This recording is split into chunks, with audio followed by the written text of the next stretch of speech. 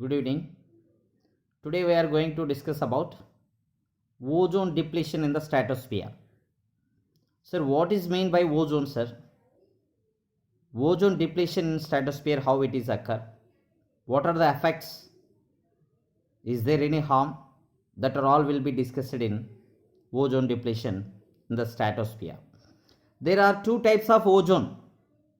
There is a good ozone and bad ozone. So the bad ozone mainly present in troposphere. This is very important. It is causing harm to the plants and animals. Bad ozone.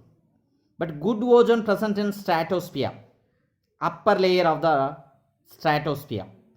So then the good ozone present in stratosphere, it seems to be like a shield covering the earth, protect the earth from the UV rays which is released from sunlight.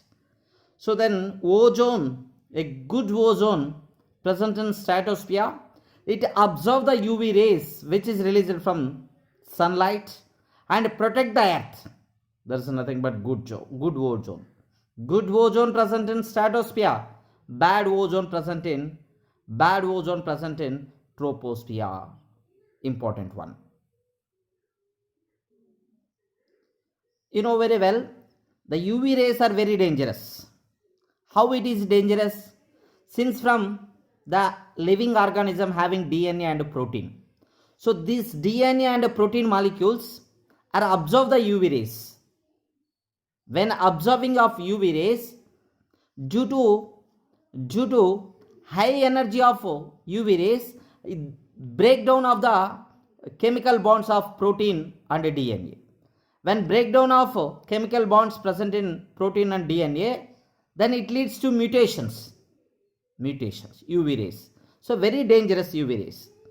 Then this is nothing but, so from these UV rays, it's not directly falls on the earth.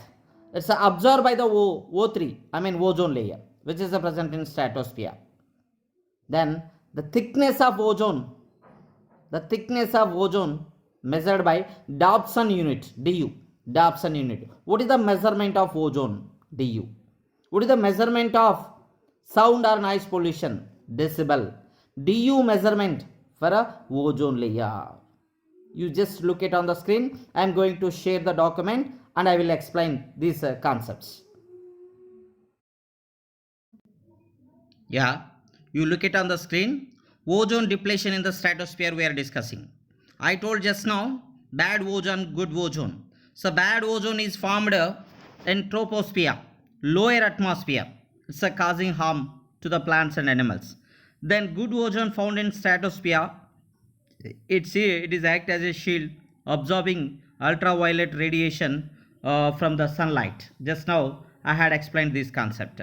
So UV rays are highly injurious since they cause mutations. How they cause mutations? Due to high energy of molecules, due to high energy of these UV rays, they penetrate, absorb DNA and proteins are absorbed by these UV rays. So due to absorption of these, due to its high energy, breaks the chemical bonds within the molecules and causing mutations. That is also I had given just now. Then measurement of ozone molecule. A measurement of ozone is a Dobson unit. You see here, in stratosphere, ozone gas is continuously formed by the action of UV rays on the molecular oxygen. This is very important. In stratosphere, how ozone is formed, sir? UV rays act on UV rays. Ozone gas is continuously formed by the action of UV rays on oxygen molecule. That's very important.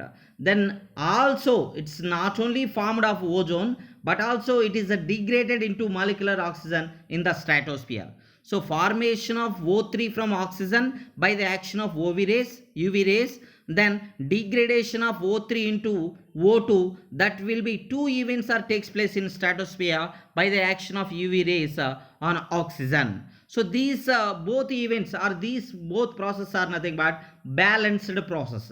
So but these processes are balanced, but this balance is disturbed. This balance is disturbed disturbed due to ozone degradation substances. What are ozone degradation substances? That is nothing but chlorofluorocarbon. So the balance, whatever the formation of O3 or degrade the O3, that balance is disturbed by ozone depleting substances. That's nothing but chlorofluorocarbon, CFCs, that is which is used as a refrigerant. That's very very important. A CFCs, chlorofluorocarbons, moves upward and reach the stratosphere. When moves upward and reach the stratosphere, UV rays act on CFCs. UV rays act on CFCs, then it releases the chlorine atoms. You can look it on the screen, left side column. Then chlorofluorocarbons, chlorofluorocarbon, UV rays when act on the chlorofluorocarbon, it releases the chlorine atoms. Then chlorine atoms combines with the O3 molecule. You look at on the screen left side. Chlorine molecule reacts with the O3, so then form the chlorine monoxide, ClO, then release the oxygen. Chlorine monoxide, then oxygen is formed after this one. Then chlorine monoxide, then again oxygen atom combines, then chlorine O2 is formed. So then the thickness of O3, is a degrades. When thickness of O3 degrades, it's nothing but ozone depletion. Ozone depletion is nothing but ozone hole. This was first observed in Antarctic region. Very very very important. First time ozone depletion observed in which place? First time ozone depletion observed in Antarctic region. This is called ozone hole. It is in 1885 by Columbus 7 satellite. So ozone depletion observed in which place? In which year? By which one? Ozone depletion observed or ozone hole was first observed in Antarctic region in 1985 by Columbus 7 satellite. Impacts of ozone depletion. What are impacts are? UV radiation of wavelength shorter than UVB generally are almost completely absorbed by Earth atmosphere. But UVB rays causes mutations in DNA. This is very very important. Which of the following rays causes the mutation means UVB rays causes mutations of DNA. It causes aging of skin cancer, damaged skin cells. These are all done by the UVB rays only. Then a high dose of UVB causes inflammation of cornea, snow blindness, cataract, etc. So then it leads to permanently damage the cornea. So which of the following rays causes permanently damage the cornea means UVB rays. Which of the following rays causes snow blindness or inflammation of cornea means UVB rays. That is also very very very important. Then how to control of these ozone depletions are? Control measuring of ozone depletion. So reduce the ozone depleted substances. This is very very important. So reduce the ozone depleted. What are ozone depleted substances? Chlorofluorocarbons. Chlorofluorocarbons are widely used in refrigerator and ACs and then jet planes, many things. So we can control this utilization of AC, refrigerator, these things, then chlorofluorocarbons automatically reduce. Then not only doing that, some international initiatives also had been taken for controlling of ozone depletion in stratosphere. So I'll give the example. You just look at on the screen. The Montreal Protocol. Kyoto Protocol is nothing but helpful for the reduce the emission of greenhouse gases. That is the Kyoto Protocol. Montreal Protocol is nothing but international treaty. It is occurs in Canada in 1987. September 16 to 1987. Very very very important. Montreal Protocol occurs in Canada. The date is September 16 and 1987. According to this Montreal Protocol, to reduce or control the emission of ozone depleting substances.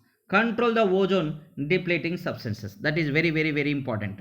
So there are protocols for developing countries for reducing emission of CFCs means chlorofluorocarbon and other ozone depleting substances. So mainly concept of Montreal Protocol means it is a control or reduce the ozone depleted substances or nothing but reducing the emission of other ozone depleting substances. So this Montreal Protocol had been takes place in September 16th. So that's why, so every year September 16th is celebrated as a ozone day or ozone protection day. Very, very, very important. Ozone day or ozone protection day held on which year or which date? September 16th. September 16th, every day we are going to celebrate then ozone day or ozone protecting day to control the ozone depleted substances. This is very, very, very important.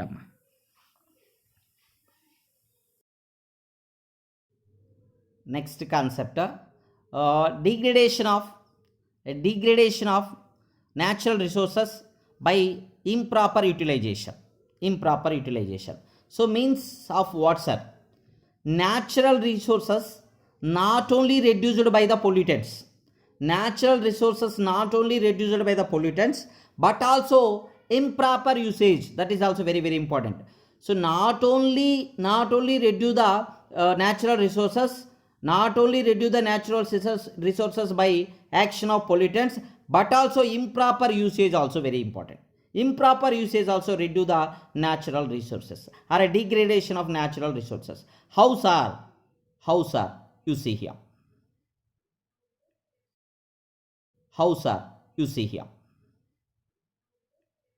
Soil erosion and desertification. What is soil?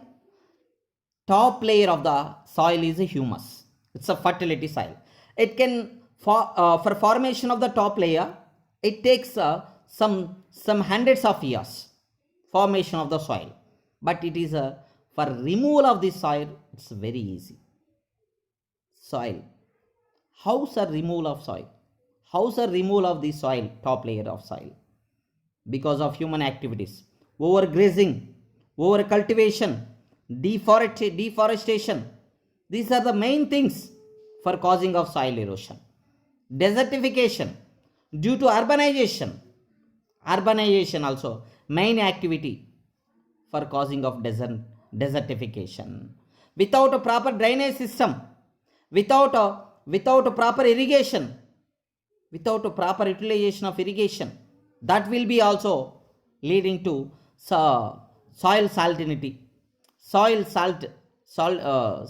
condition. How's our salinity condition? Without a proper irrigation, then what happened? The salts, whatever present in the underground, it will comes on the surface of the soil. Then it is absorbed by the plant roots. Then it affects the growth of the plants. You can look at on the screen. I am going to share the document. Through the document, I will explain that one also. Yeah, look at on the screen. We are discussing degradation by improper resource utilization, degradation of natural resources by improper resource utilization and maintenance. One of them important one, soil erosion and desertification. Just now, as I said, human activities like overcultivation, deforestation, overgrazing, poor irrigation practices leads to soil erosion. I told you just now, the formation of the soil, it takes too many years, but removal of soil is very easy.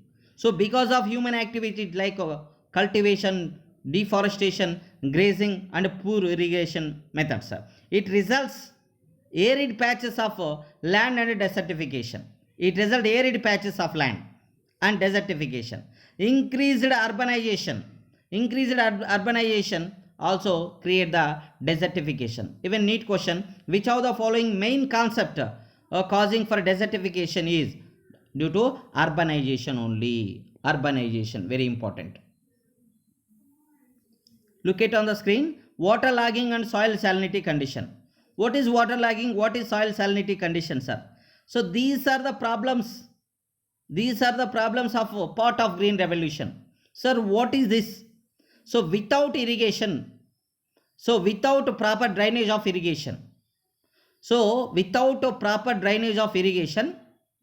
then it leads to water lagging in the soil. When water lagging in the soil, what happened? Then salts will come to surface of soil. When salts are come to the surface of soil, then salts are deposited on the land or surfaces. Then the plant roots are collected these salts. The plant roots are collect these salts. then it is a damage the agriculture. So this is nothing but water logging or water logging under soil salinity condition. So this is also very very important, water logging under soil salinity condition. So we need to alert on all these conditions. So due to human activities, over cultivation, over grazing, deforestation, desertification, without a proper drainage of water, these are all giving the different problems. So that's why we can take the precautions to any human activities. You see, just now I discussed about that soil salinity, water lagging, desertification, soil erosion concepts. These are all are nothing but human activities. Due to not only by the pollutants, due to human activities, these are all problems will comes. Overgrazing, overcultivation, deforestation leads to soil erosion. Due to urbanization, desertification. Without proper drainage of irrigation of water leads to soil salinity condition. That salts are absorbed by the plant roots, then affect the growth of the plants.